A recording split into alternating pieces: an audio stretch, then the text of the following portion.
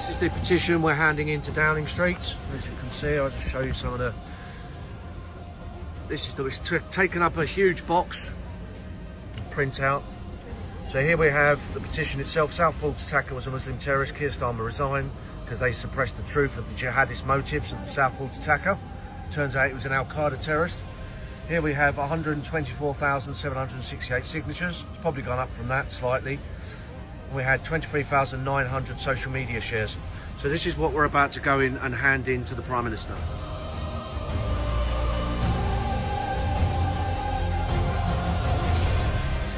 Okay, so we're here at number 10 Downing Street. We've been given permission to hand in this petition. We all remember the dreadful attack in Southport. 3 young children were brutally murdered by a terrorist.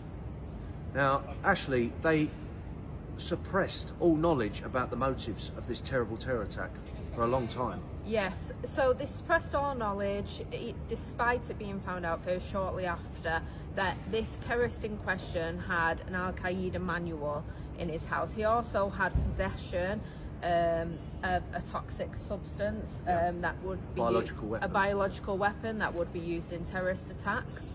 And despite knowing this, the Prime Minister still went on to address the nation and called the nation far-right thugs for their presumption that what happened in Southport was an Islamist terror attack. People presumed that because of what we've seen before, because we've seen terror attacks where children have been targeted, like the Manchester Arena bombing. So people obviously thought, who would attack children? Who has the motives to attack children? And that's why everyone presumed that it was a Muslim terrorist, it was an Islamist terrorist. And it turns out that all of those people were absolutely correct, and it took months for them to release that information. Once tensions had died down and they thought, okay, now it's safe to release that information without any backlash, that's when they did it. And it's an absolute disgrace. Not once but twice Keir Starmer in the days following addressed the nation and called them all far-right thugs and Islamophobes for being angry that 3 young girls were killed. We have every right to be furious as a nation. We have every right to be furious as parents. Our children should be safe in Britain, and this is why we've done this petition today, and this is why we'll continue our activism, continue our struggle, because British children deserve a future where they are safe. And we, the British public, we deserve to know the truth as and when these threats to our children occur.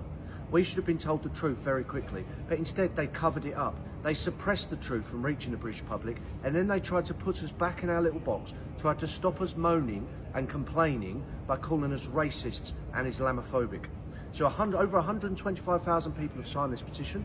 It's had nearly 24,000 social media shares. It went viral.